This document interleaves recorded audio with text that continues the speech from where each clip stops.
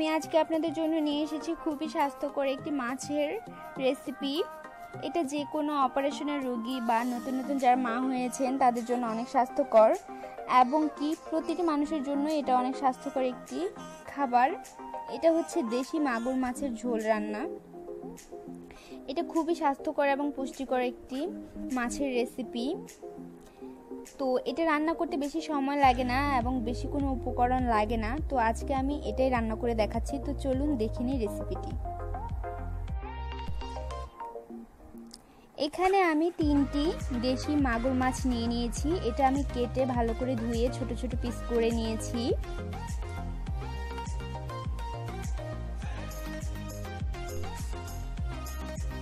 এখানে নিয়েছি 6 থেকে 7টি মাঝারি সাইজের পেঁয়াজ, 5টি কাঁচামরিচ ফালি। তো চুলায় একটি প্যান বসিয়ে দিয়েছি, দিয়ে দিচ্ছি পরিমাণ মতো তেল। চুলাটা অন করে দিয়েছি।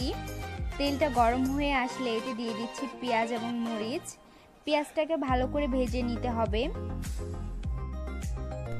পেঁয়াজটাকে ভালো করে ভেজে নেওয়ার পর এতে আমি একটা মশলা ইউজ করব। সেখানে থাকছে 1 চামচ জিরা, 2টো রসুন আর ছোট 1 টুকরো আদা আমি ব্লেন্ডারে ব্লেন্ড করে নিয়েছি।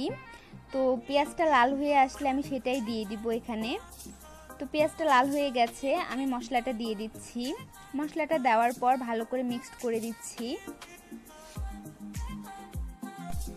দিয়ে দিচ্ছি 1 চা চামচ হলুদের গুঁড়ো, দিয়ে ভালো করে মশলাটা মিক্সড করে দিচ্ছি। তারপর এতে দিয়ে দিচ্ছি 1 টেবিল চামচ পরিমাণ মরিচের গুঁড়ো। ঝালটা আপনাদের স্বাদ মতো দেবেন। লবণ দিয়ে দিচ্ছি পরিমাণ মতো। তারপর মশলাটাকে ভালো করে কষিয়ে নিচ্ছি। এতে আর কোনো পানি দিব না, যেহেতু আগের মশলাটাতে আমার পানি ছিল, তাই আর কোনো পানি দিচ্ছি না। মশলাটা কষানো হয়ে গেলে এতে আমি কেটে রাখা ধুয়ে রাখা মাছগুলো দিয়ে দিচ্ছি। মাছগুলো দেওয়ার পরে মাছটা ভালো করে কষিয়ে নিতে হবে।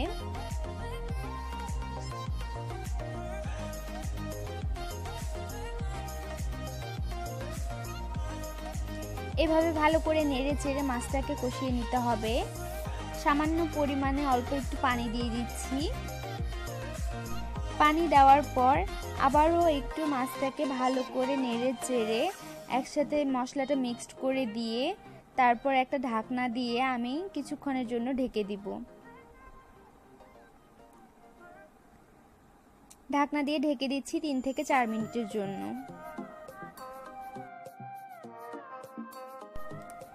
ফিরে আসলাম 3-4 মিনিট পর। তারপর ঢাকনাটা উঠিয়ে আবারও মাছটাকে ভালো করে নেড়ে চেড়ে দিতে হবে।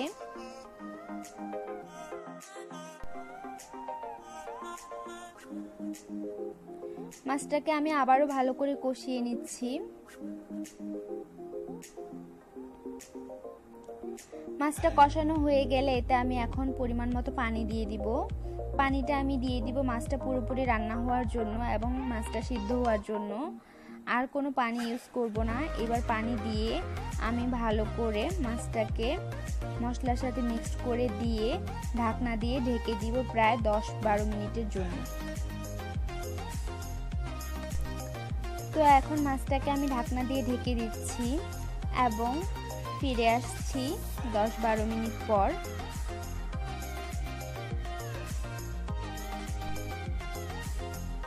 এরপর ঢাকনাটা উঠালাম 10-12 মিনিট পর। উঠিয়ে মাছটাকে আবার একটু উল্টিয়ে পাল্টিয়ে নেড়ে দিচ্ছি। মাছটাকে আর ঢেকে দেওয়ার প্রয়োজন নেই।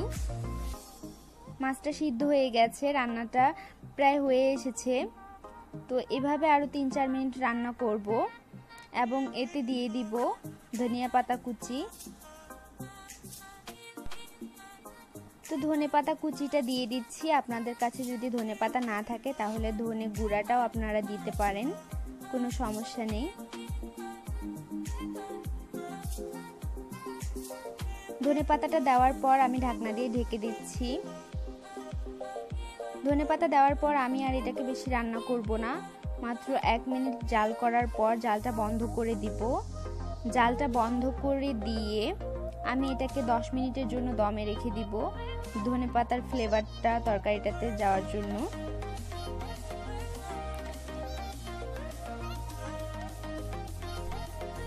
তারপর এটাকে নামিয়ে আমি পরিবেশন করব। দেখুন হয়ে গেল খুবই সহজে দেশি মাগুর মাছের রান্না। আমি এটা খুবই সহজভাবে রান্না করার চেষ্টা করেছি। আপনাদের কাছে যদি ভালো লেগে থাকে তবে আপনারাও বাসায় ট্রাই করে দেখবেন।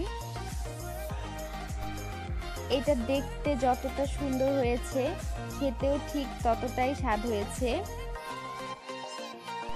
আর আমার এই পুরো ভিডিওটি দেখার জন্য আপনাদের সবাইকে অসংখ্য ধন্যবাদ। সবাই ভালো থাকবেন, সুস্থ থাকবেন আর স্বাস্থ্যকর খাবার খাবেন।